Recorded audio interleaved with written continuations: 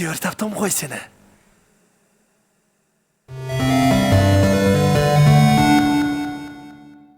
Массакрик, дәрігер Массакрик. Шаһардай сымбатты, тамаша талғамы бар.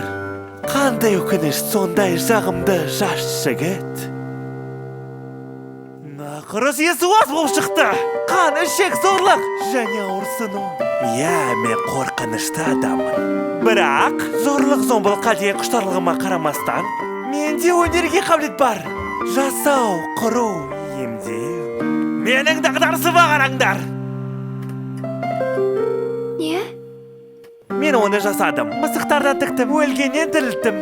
Сана бердім. Айтпақшы, мына бас киімді өзім тіктім. Менен басқа ешкімі жоқ. Жүрісі нашар, сондықтан қаша алмайды. Маған өмір бойы қарыз. Мені өлгенде жақсы көреді. Менің кішкентай ғана жануарша. Оның аты Құлақша. Құлақша? Құлақша? Құлақ!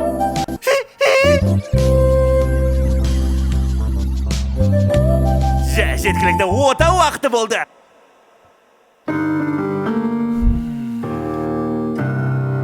Есімнен шығып кетті. Бұл ауырсынуды кетіре ме, әлде сананы ашық қылдыра ма? Бұны тек қана бір жолмен білуге болады. Құлақша, қарама.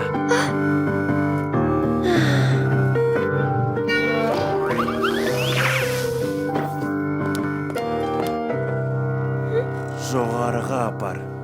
Ішіне қарама.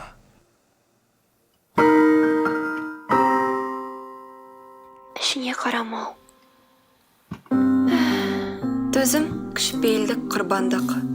Массакрик не сұраса да, Құлақша оны жүрек кілті деп ұқты. Пайдалы болса керек деген сөз, керек болса сүйікті деген сөз.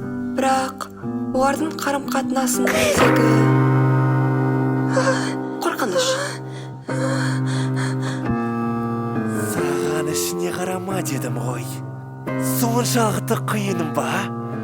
Сен нені түсінбедің? Кешіріңіз, өтінем, кешіріңіз. Мен әдейі емес едім. Тек өтінем, соны емес. Қойшы, Құлақша, не болды сонша? Сен маған ешқашан қарсы шықпас едің ғой.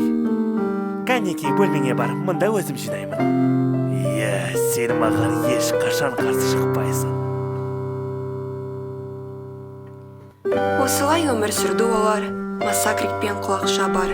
Өздерінің кішкентай әлемінде, екі жынды өз ермегінде. Дауыс шықты тым қатты, бүкіл әлемнен шет жатты. Енді айтшы бір сұрақтым, нағыз жау кім болды шын?